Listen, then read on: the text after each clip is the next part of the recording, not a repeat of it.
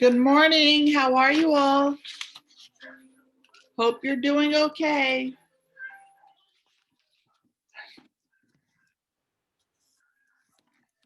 Please work on any assignment that you have to complete. We'll be doing our reflection today for chapter 5.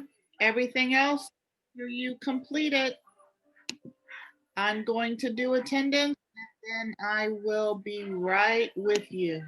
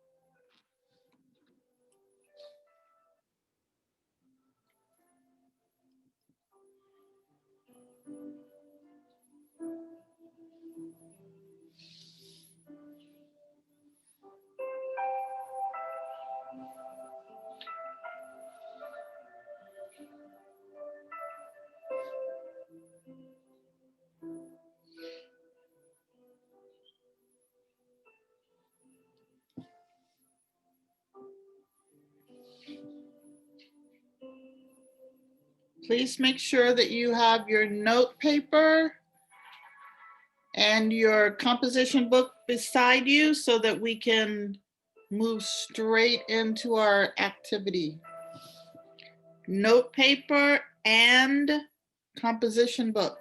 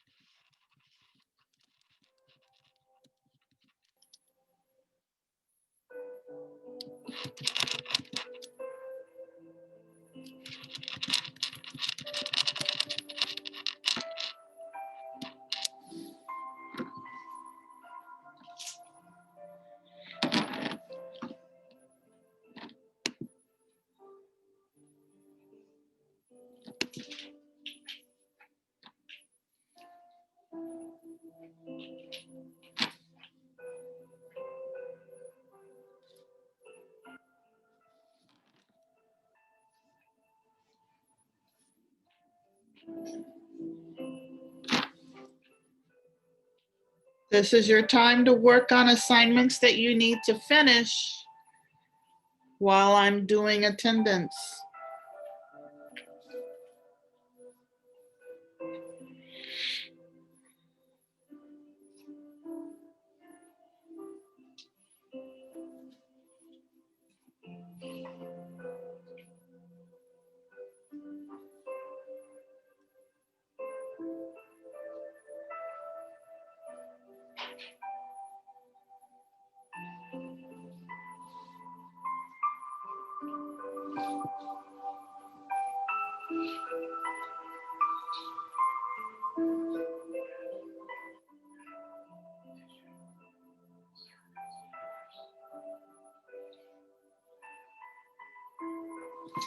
All right.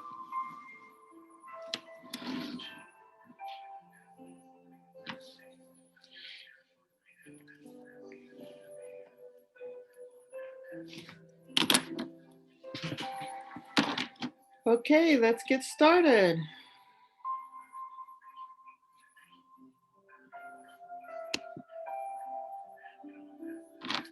Oh.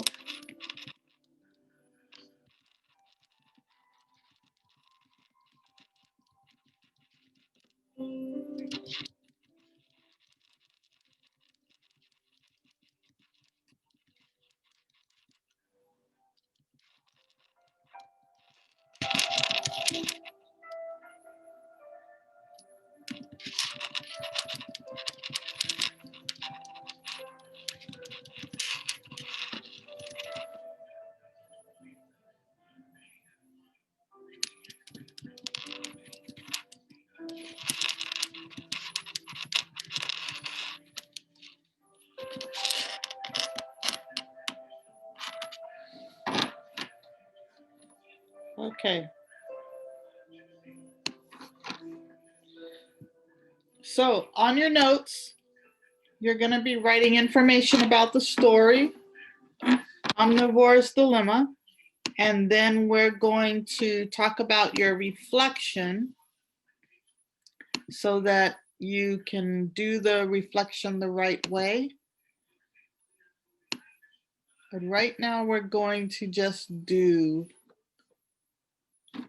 Omnivore's Dilemma, read chapter 5 while we're listening. And I'll tell you some of the notes that you need to take from the chapter. But remember, as you are taking notes, look for the who, the what, the when, the where, the why, and the how. How are they doing this?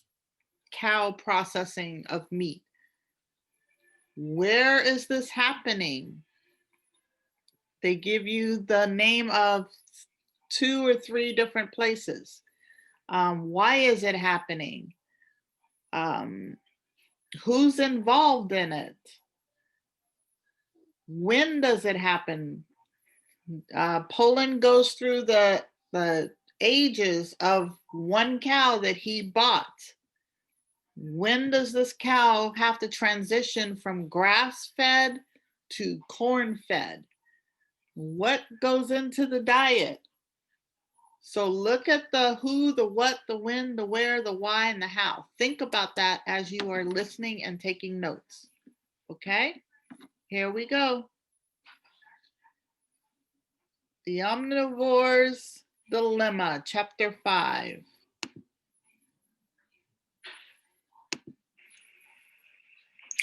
Chapter 5, The Feedlot, Turning Corn into Meat. Page 59. City of Cows. I was speeding down a ramrod straight road in Finney County, Kansas, when the empty, dull, tan prairie suddenly turned black. The gently rolling sea of grass became a grid of steel fences as far as the eye could see. In Kansas, that is really far. I had made it to my destination, Pokey Feeders, a feedlot and home to 37,000 head of cattle. The feedlot appeared suddenly, but the stench of the place had been rising for more than a mile. I soon learned why. At first, I thought the cattle were standing or lying in a grayish mud. Then it dawned on me. That wasn't mud at all. It was manure. An endless series of cattle pens stretched to the horizon, each one home to 100 or so animals. The cattle pens, filled with animals and their waste, are built around a corn mill. 12 hours a day, 7 days a week, the mill noisily turns America's river of corn into cattle feed. I traveled to Pokey early one January with the crazy idea of visiting a particular resident. I was looking for a young black steer with 3 white blazes on his face. The same one I'd met the previous fall on a ranch in South Dakota, 500 miles due north of here. In fact, the steer belonged to me. I'd purchased him as an 8-month-old calf from the Blair Ranch for $598. Okay, this is important because Poland is going to follow this calf from the time it's born all the way to the time it gets to the slaughterhouse. So you need to know, who's he talking about? Who's the character here? It's this calf who is now 8 months, who is 8 months old when he purchased them. And he purchased them on the Blair Ranch, okay? That's the who, and that's one of your wheres. I was paying Pokey Feeders $1.60 a day for his room and board, all the corn he could eat. My idea was to follow my steer as he traveled through the meat-making branch of the industrial food chain. And so I had followed him here. CAFO Concentrated Animal Feeding Operation, page 61. Okay, write this acronym down with the title, because this is going to be important for later. CAFO. It's a concentrated animal feeding operation. It's how they process these cows. Write that down. Take some notes about it. The old-fashioned way of raising cattle, like the old-fashioned way of growing corn, was on the small family farm. Cattle were raised in pastures, eating grass and hay, the food they naturally eat. But as corn took over the family farm, cows and other animals were pushed out. Cattle are now raised in densely packed animal cities like pokies. These places are called CAFOs, concentrated animal feeding operations. Farmers gave up raising cattle because, as strange as it might seem, it costs a farmer more to grow feed corn than it costs a CAFO to buy it. Thanks. This is the why. Why did they do this? Why did farmers give up raising cattle? Why are these CAFOs now in charge of taking over? It costs farmers more to raise the cattle by themselves than to give them up to these cow cities.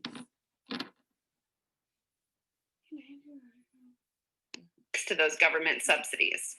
Eating meat used to be a special occasion in most American homes.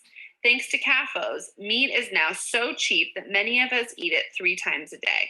Of course, the American taxpayers have already paid part of the cost by subsidizing corn. But there are other costs involved in raising cattle that way, costs that shoppers don't see when they buy a steak at the supermarket. On the old-fashioned farm, there is really no such thing as waste. Animal manure goes back into the fields as fertilizer, but the waste from CAFOs is a huge source of very toxic pollution. Tons of animal manure are produced with no good way of disposing it. The feedlots are also breeding grounds for new and deadly bacteria. Some of these bacteria are finding their way into our food. And there is another cost to raising cattle on CAFOs, one that's even harder to see. These animals have evolved to eat grass, but in a CAFO, they are forced to eat corn at considerable cost to their health, to the health of the land, and ultimately to the health of us, their eaters. Okay, so this is a problem. This is one that Poland wants us to focus on, is the fact that these cattle are having a problem with their health, the health of the land, and our health as eaters. Okay, so this is one of the reasons why he is writing about this. Steer number 534, page 62. I first met steer number 534 on the Blair Ranch, 5,500 acres of rolling short grass prairie, a few miles outside Sturgis, South Dakota. In that part of the prairie, you can still make out ruts dug by stagecoaches and cattle drivers of the 1800s. In November, when I visited, the ground was covered with a thick coat of yellow and gold grass. Sprinkled across the fields were moving black dots, Angus cows and calves grazing. Ed and Rich Blair run what's called a cow-calf operation. Their business is the first stage in the production of a hamburger. It is also the stage least changed by the modern industrial food chain. Beef cattle still get born on thousands of independently owned ranches like theirs. Steer number 534 spent his first 6 months in these pastures, alongside his mother, a cow named 9534. The number means she was the 34th cow born in 1995. His mother never met his father, an Angus by the name of Gar Precision, 1680. Like all beef cattle, 534 is the product of artificial insemination. Born on March 13th, 2001, in the birthing shed across from the road, 534 and his mother were turned out to pasture just as soon as the 80-pound calf could stand up. Within a few weeks, the calf began adding to his diet of mother's milk. He chose from a salad bar of grasses: western wheatgrass, little blue stem buffalo grass, green needlegrass. Apart from the Saturday in April, when he was branded and castrated, one could imagine 534 looking back on those 6 months as the good old days. No one can really know what a cow feels, but we can say with confidence that a calf grazing on grass is doing what he is supremely well suited to do.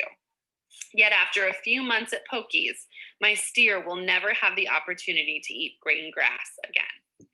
Cows and grass, a partnership, page 63.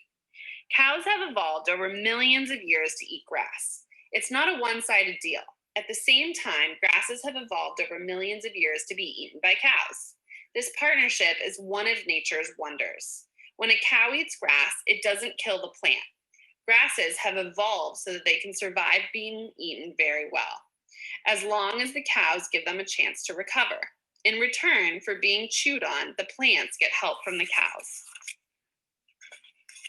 The cow protects the grass habitat by eating young trees and shrubs that might compete with grasses. The animal also spreads grass seeds, plants it with his hooves, and then fertilizes it with his manure. Only certain animals, including cows, sheep, goats, and bison, can make a meal out of grass. They can do this because they have a specialized second stomach called a rumen. That's why these animals are called ruminants. The rumen is like a 25-gallon fermentation tank. Here is where the cow gets some help. Inside that tank lives a type of bacteria that dines on grass. The bacteria break down the cell walls of the grass and allows the cows to get at the protein and carbohydrates within. On the plains of the American West, where steer 534 was born, bison and the prairie grasses lived together in partnership for thousands of years. I guess we should include the bacteria in that partnership also. It was a natural solar-powered loop. The plants used the sun's energy to make food.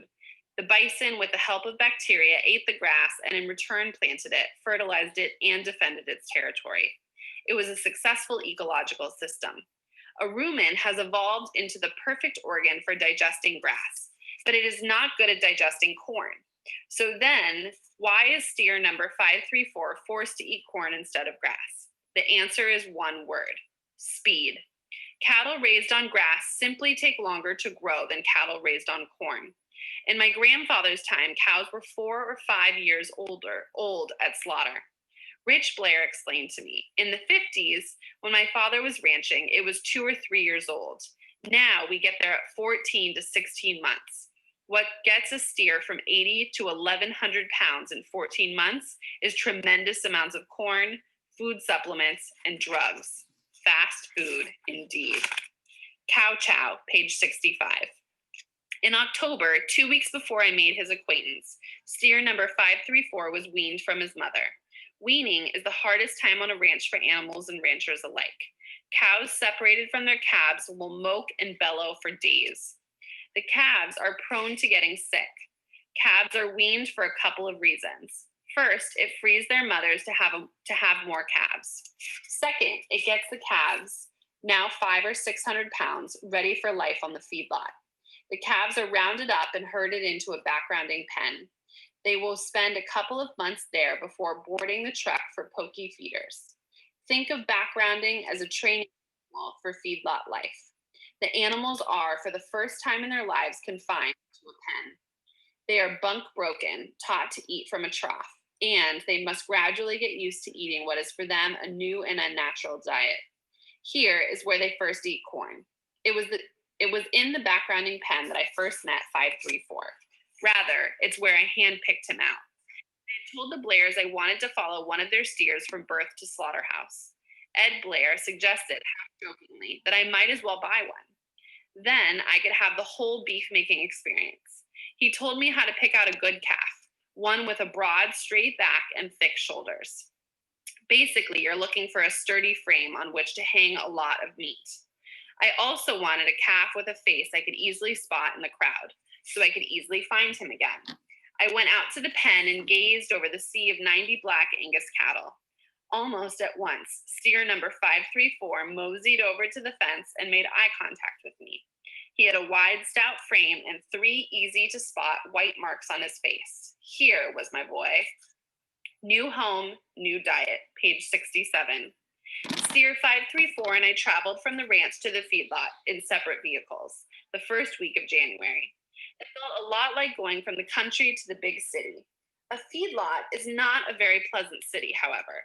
It is crowded and filthy and stinking with open sewers, unpaved roads, and choking air thick with dust.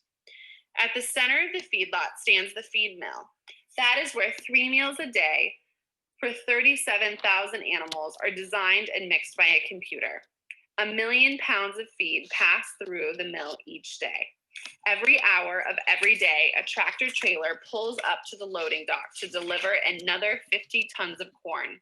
The driver opens a valve in the belly of the truck, and a golden stream of grain begins to flow down a chute into the bowels of the mill.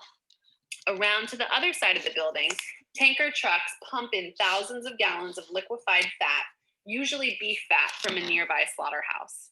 There's also the protein supplement, a sticky brown goop made of molasses and urea. Urea is a form of synthetic nitrogen made from natural gas, similar to the fertilizer spread on George Naylor's fields.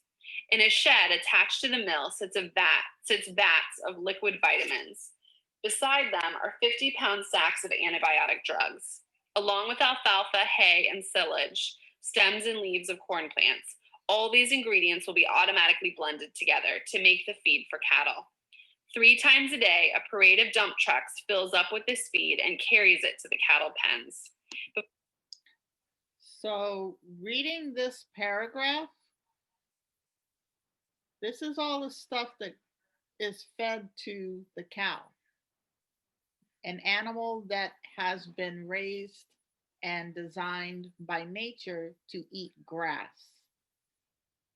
All this stuff goes inside their bellies and then into their muscles and their bones. Why is Mr. Poland telling us this? It gets better. Keep listening. Before being put on this strange diet, new arrivals to the feedlot are treated to a few days of fresh, long-stemmed hay. They don't eat on the long ride and can lose up to 100 pounds. The hay gives them a chance to get adjusted. Over the next several weeks, they'll gradually step up to a daily ration of 32 pounds of feed, including 24 pounds of corn. That would be enough corn to fill a paper grocery bag.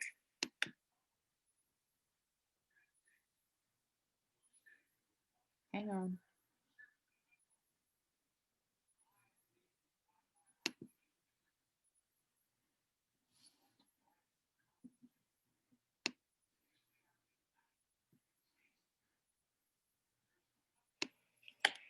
Chapter 5, Part 2, Cattle Eating Cattle, page 69.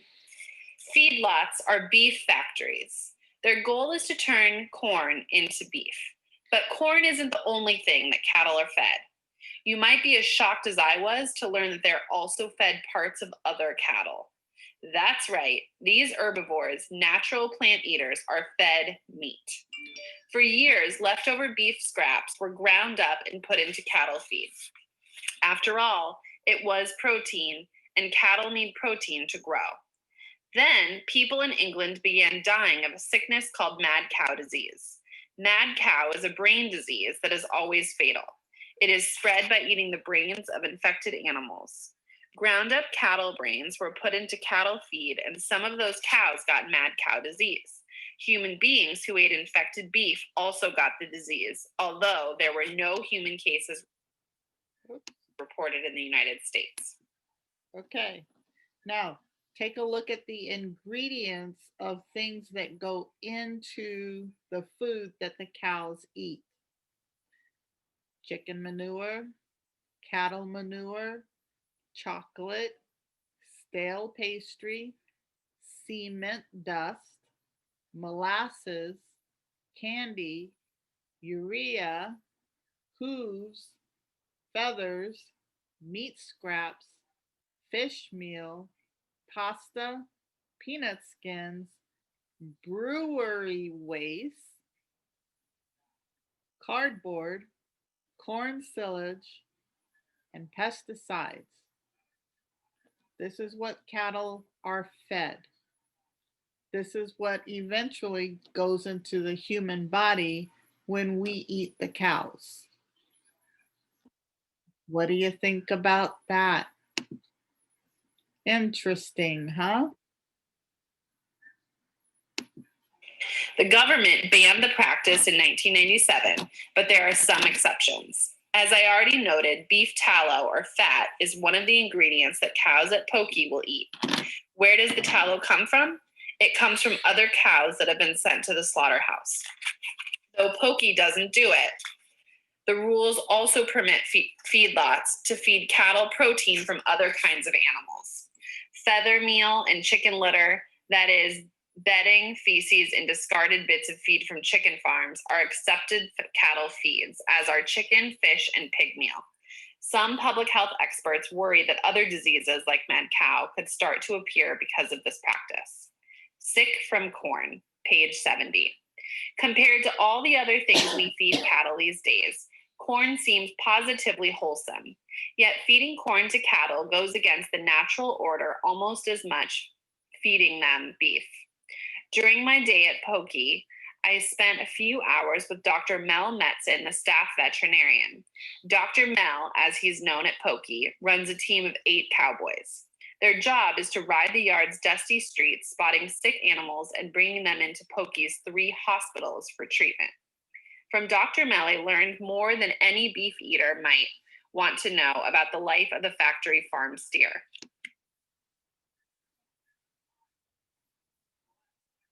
So what do you think? Chapter 5.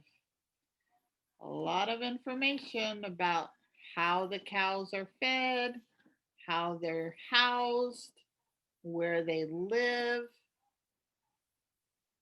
All of this is going into your reflection, thinking about it. I want to show you how to set up your reflection page for chapter 5. This is on page 144 in your composition book. I didn't fill mine in yet because I want you to do your own writing and put your own thoughts there. The only part that I put in was the title. I put in the starting sentence to set it up. On the side, I put my who, what, when, where, why, and how to remind me that these are things I want to answer or write about as I am writing my reflection. Then the question is, how does this information about the cattle make me feel or make you feel? What do you think about what happens to these cows? How does that affect the way that you're going to eat? Thoughts for yourselves. That goes at the bottom. Who, what, when, where, why, how at the top. What's going on in chapter 5? And then how does it make you feel? What does it make you think of? Is Michael Pollan affecting or persuading the way that you think? Write it down. That goes on page 144 in your composition books. Take a picture and upload it, okay?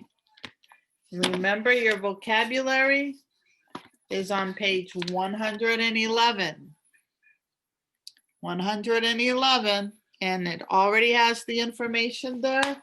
I took a picture and you can write down the definitions. You don't even have to look it up, okay?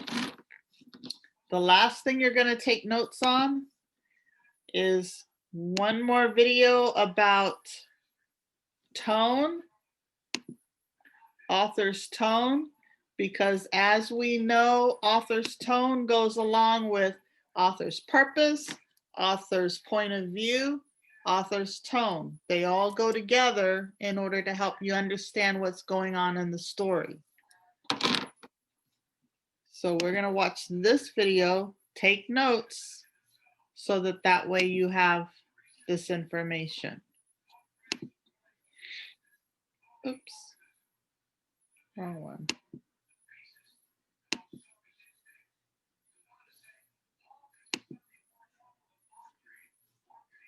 Okay. So we listened to Omnivore's Dilemma. Now we're going to take notes on the author's tone, because this goes along with what we think of what Michael Pollan is telling us. Yes, after is fine. So your title is The Author's Tone. In the previous video, we saw how writers have a specific purpose when they write. We also saw that they bring their point of view, which colors what they say and how they say it. There's something else that's very important, the author's tone. So stick around and let's see how understanding the author's tone can help you improve your reading comprehension. That's your title, Author's Tone. Hi, welcome back to Snap Language. My name is Mark Franco. This video is part of a series about detecting and interpreting elements in writing that help you improve your reading comprehension. So please subscribe to our channel so you don't miss any of our videos. We saw that the writer's point of view affects what the writer actually says about a topic. Depending on your point of view, you may feel very differently about things. Depending on how you feel, you treat the topic differently too. So your point of view affects your attitudes, and your attitudes affect how you express yourself. Attitudes and opinions affect your tone. For example, that part's important. Attitudes and opinions affect your tone. Attitudes and opinions affect your tone.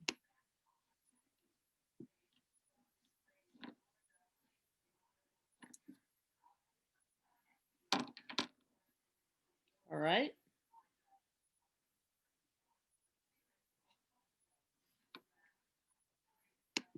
let's say we have a meeting, but you're very late. Hear the differences in tone. What happened? You're late. What happened? You're late. What happened? You're late. The words were the same.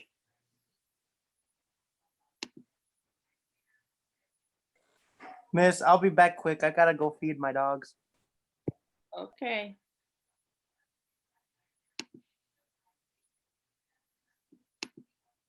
But you heard the differences in the tone I used, right?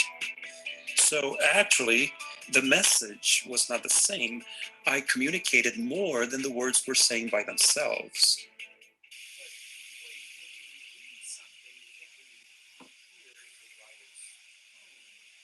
So how does the writer's tone really work in writing? Word choice. Writers select the words they want to use very carefully because they want to communicate their message exactly. Okay, this is important. Word choice affects the tone that the author is portraying. Word choice affects the tone that the author wants to convey. So choosing your words carefully and exactly is important as a writer. Thankfully, the language gives you many options that communicate many nuances. For example, I can say your lateness is annoying or irritating, infuriating. You have no idea how utterly infuriating your lateness is. Whoa, this last one was quite pissy. So you see that by using different vocabulary, you can express the message plus something else, the tone in which the message is intended. Let's put it all together. We've been learning about the author's purpose, point of view, and tone. Let's say the writer wants to write a passage in psychology using facts and really good information. So the purpose is to inform. The writer may have a point of view about the topic, which may affect the information he or she includes. What tone is appropriate for this? Probably a neutral or serious tone. Now, let's say the writer wants to write about his position against criminalization of marijuana in the United States. The purpose will likely be persuasive. If the writer feels very strongly about his point of view, he or she will use a negative, even angry tone to talk about the criminalization of marijuana users, but a positive, maybe hopeful tone to talk about the decriminalization of the use of marijuana. As you can see, these elements in writing work hand in hand. As the reader, your job is to determine the writer's purpose, point of view, and tone to interpret the message. Doing so will improve your reading comprehension. Understanding the writer's purpose tells you what information you need to focus on while you read. Okay, this is important. This helps improve your reading comprehension and helps you to understand what the writer's purpose is for telling you that information. So we already know that Michael Pollan wants to inform us and possibly persuade us that the way cows are fed now is not healthy for the cows or for us. Being able to understand that purpose is what's important. Determining the author's point of view helps you evaluate the information and the author's possible biases towards the topic. Yesterday, we recognized that biases is the way that people view certain topics, their opinion and their thoughts about it.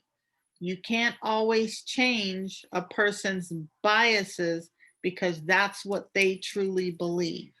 So knowing the author's point of view is important because you also know if that author has certain biases towards things. So does Michael Pollan have biases towards the meat that we are fed today? It's possible. topic. Detecting the writer's tone helps you understand not only the words you're reading, but also the attitudes the author is conveying. Okay, and this is the third one. Detecting the writer's tone helps you understand not only the words you are reading, but also the attitude the author is conveying, which is important. What is the attitude of the writer? Does he or she use angry words, happy words, words that are entertaining? What kind of attitude do they have and what word choice words are they using when they're writing? I hope you enjoyed learning how these things come together in reading, and I hope this will help you improve your reading comprehension. Have you always noticed the writer's purpose, point of view, and tone? Or is this new to you? Okay, so this is not new to you guys because you've had it before. It's just more in depth and with the possibility of helping you to read better and deeper any text that we are reading. Okay, so take your notes. You will be able to use your notes to help you on the test on Friday. And do your reflection. I will put a copy of mine for an example on the site for you. But other than that, if you have questions, please ask me now on how to do the reflection. That is the only thing you are doing today besides past work. So ask your questions, put them in the chat, and I will do my best to answer them for you.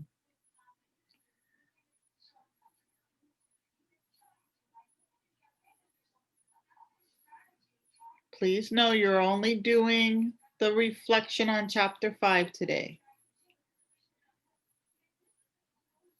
On page 144. 144.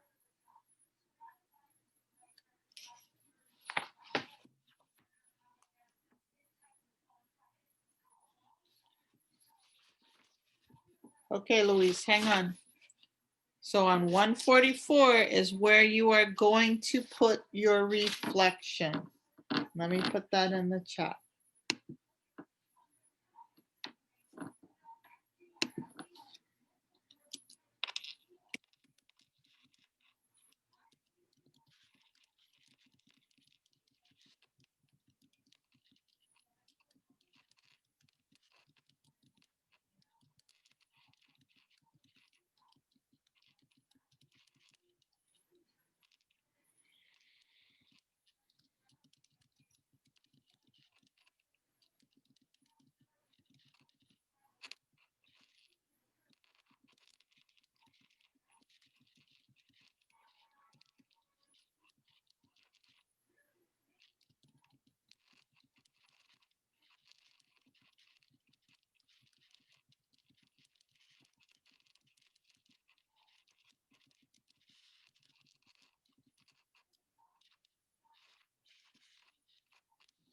Okay. Let's see. Luis, I'm going to show you the I notice, I wonder.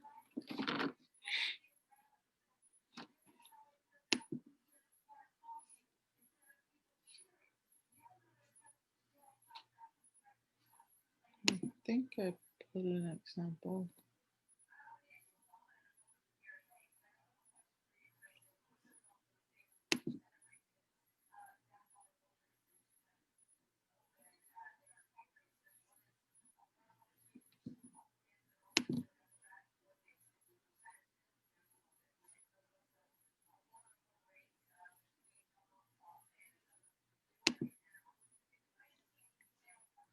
Okay, if you are working on the I notice, I wonder page,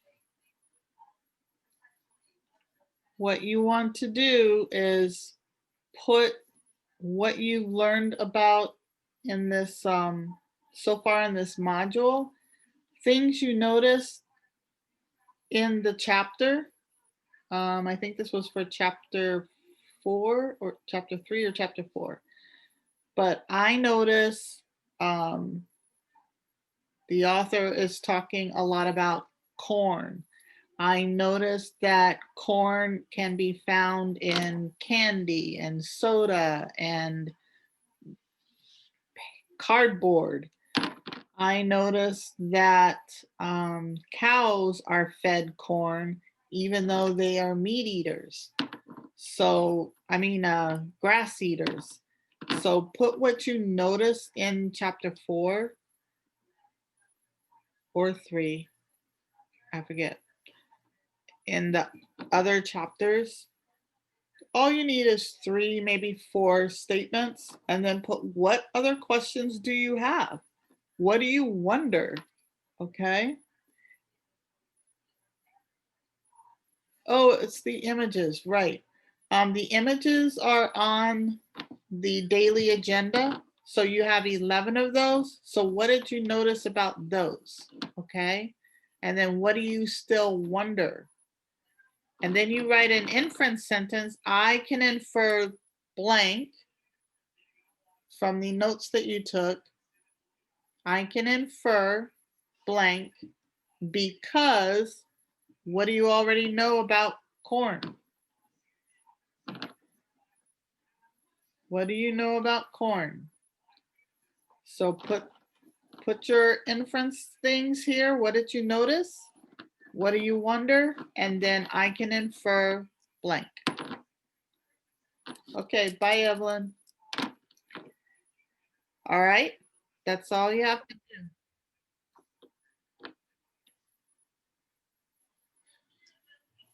I think I have another example around here somewhere.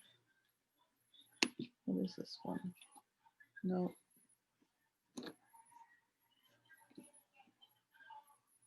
That's not it.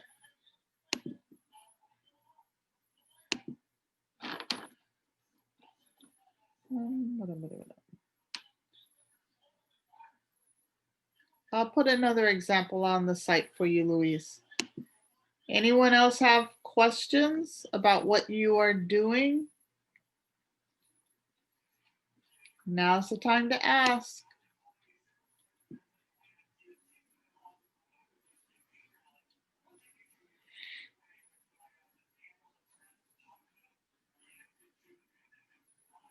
All right. You are free to go. Please complete your assignments, and I will see you tomorrow. Have a good afternoon. Luis, I will put that example on the site for you, okay? In Google Classroom.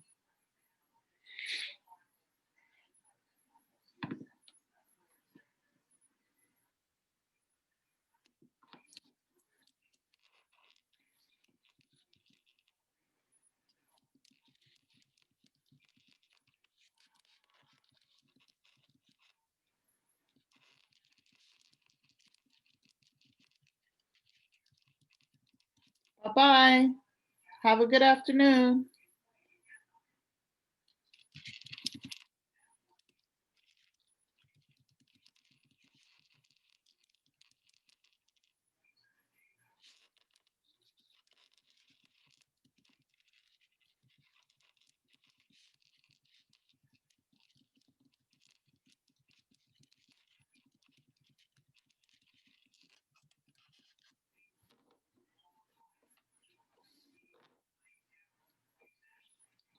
Okay?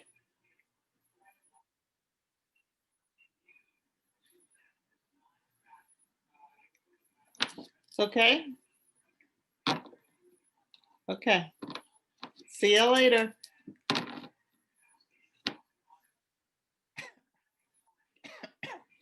Gabrielle, Martin, are you there? Are you there?